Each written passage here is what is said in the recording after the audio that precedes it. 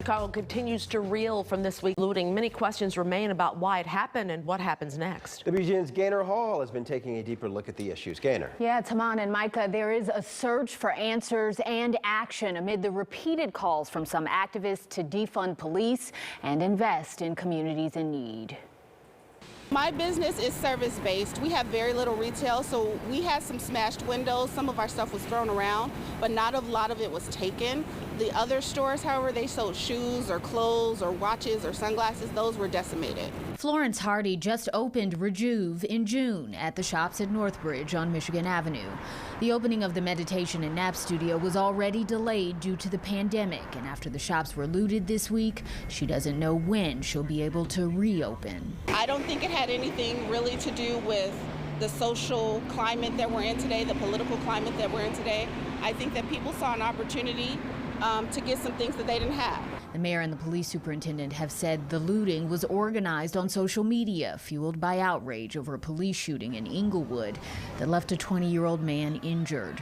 I do not care whatever justification was given for this.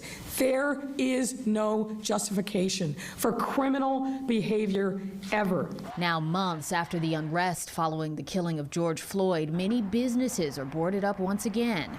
Community activists weighing in. People in this city are struggling through a pandemic, so I don't care if somebody decides to loot a Gucci or a Macy's or a Nike, because that makes sure that that person eats. We got to start shedding light on the real problems of why people can feel they can act this way out of frustration. You have people who are basically at the end of their rope. It's also really important that we listen to communities and not selectively hear what they're saying, but really listen to what communities are asking for and demanding.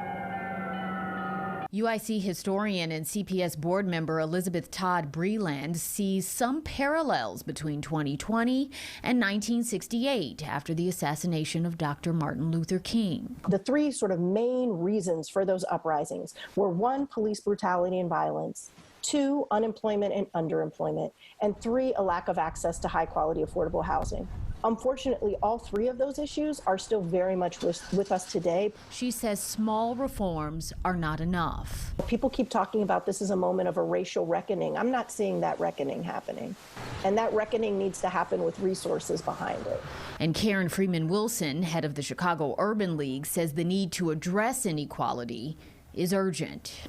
There's a sense that things aren't happening fast enough.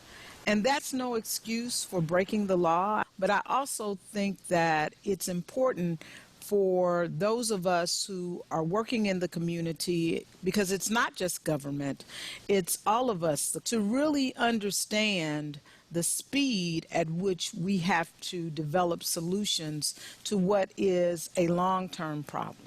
But it can't be this. It can't be ruining or trying to disrupt the livelihoods. Because think about it, it's not just the stores, it's their employees. I had instructors who were going to teach classes. I had employees who I was going to pay.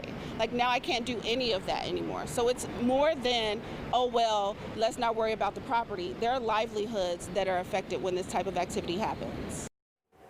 So very difficult conversations about the solutions. Once again tonight, the city of Chicago will be restricting access to the downtown area from 9 p.m. to 6 a.m.